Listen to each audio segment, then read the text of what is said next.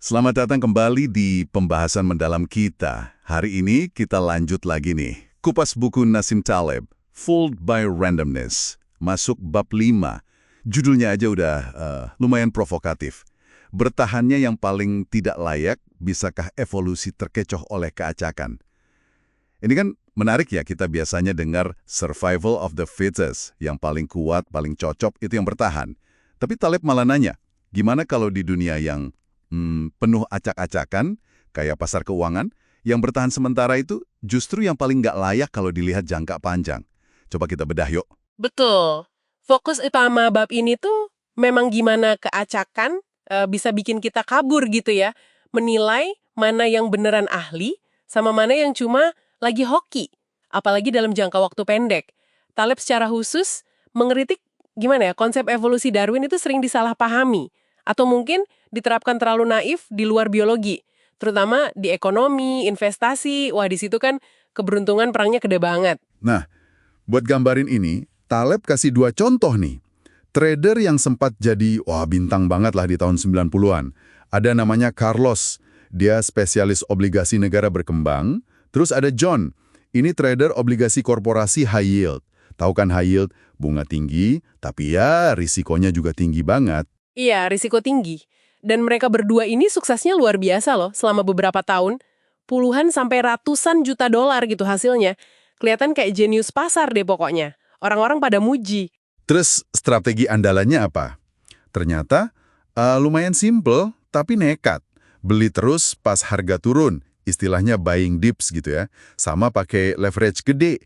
Jadi kayak pinjam duit banyak buat trading biar untungnya makin gede. Tapi ya ruginya juga bisa makin gede kan? Nah, ini dia poin pentingnya. Sukses gede mereka itu ternyata ya sangat bergantung sama kondisi pasar yang spesifik banget waktu itu. Kira-kira antara tahun 92 sampai 98 lah, pasarnya lagi cenderung naik terus volatilitasnya juga lagi rendah.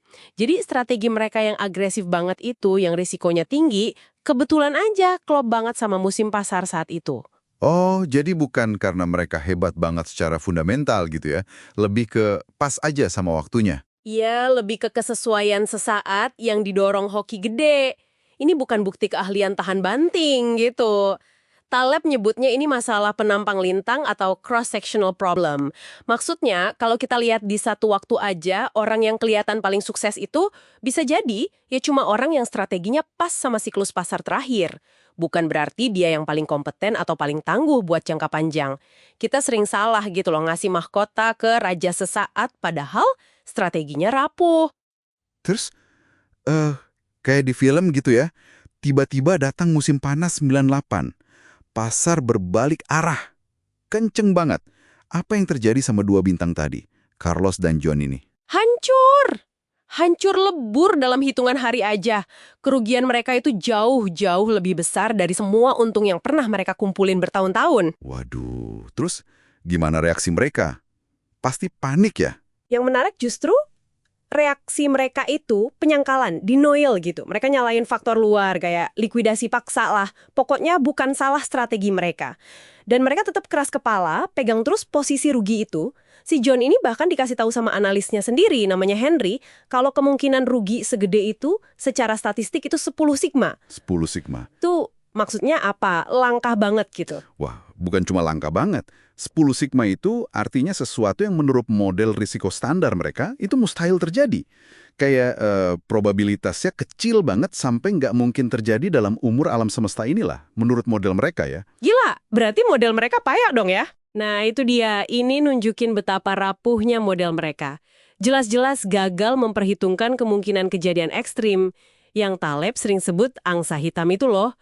Disinilah kritik Taleb soal penerapan teori evolusi yang naif tadi masuk. Konsep survival of the fittest itu kan berlakunya di skala waktu geologis. Panjang banget. Di mana seleksi alam nyaring adaptasi terhadap lingkungan yang terus berubah. Jadi beda ya sama pasar keuangan yang perubahannya cepet banget. Beda banget.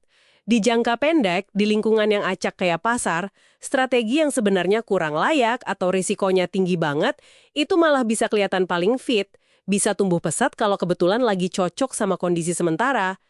Keacakan itu bisa nipu proses seleksi alam versi pasar gitu. Kita jadi salah nilai, mana yang beneran unggul adaptif, mana yang cuma lagi hoki musiman aja. Jadi keacakan bisa ngecoh evolusi ya, dalam tanda kutip. Bisa dibilang gitu. Kehidupan nyata, apalagi pasar, kan nggak lurus-lurus aja. Bisa tiba-tiba ada perubahan kondisi mendadak. Istilahnya regime switch. Nah, ini bisa ngebalikin keadaan. Yang tadinya fit, malah jadi punah. Ini juga nyambung banget sama masalah induksi. Bahayanya kalau kita bikin kesimpulan umum atau prediksi masa depan cuman dari data masa lalu yang terbatas. Apalagi kalau lingkungannya bisa berubah drastis. Mereka, Carlos dan John ini, terlalu pede sama sukses masa lalu mereka. Oke. Jadi kesimpulan utamanya lumayan nusuk juga ya. Sukses yang kelihatan hebat banget, apalagi cepet, di bidang acak kayak trading, itu mungkin lebih banyak karena hoki yang pas sama musimnya aja. Bukan melulu soal skill murni yang tahan banting. Yang kelihatan paling fit di satu periode pendek, belum tentu yang terbaik buat jangka panjang. Persis. Dan ini mungkin bisa jadi bahan renungan penting buat Anda nih, para pendengar. Kalau keacakan bisa nipu evolusi di pasar, bikin yang kurang layak kelihatan hebat sementara, kira-kira di area mana lagi ya dalam hidup kita? Mungkin karir, bisnis, atau bahkan hubungan, kita juga berisiko salah lihat. Salah ngira hoki sesaat atau kecocokan sementara itu sebagai bukti keahlian sejati atau kualitas yang bakal awet.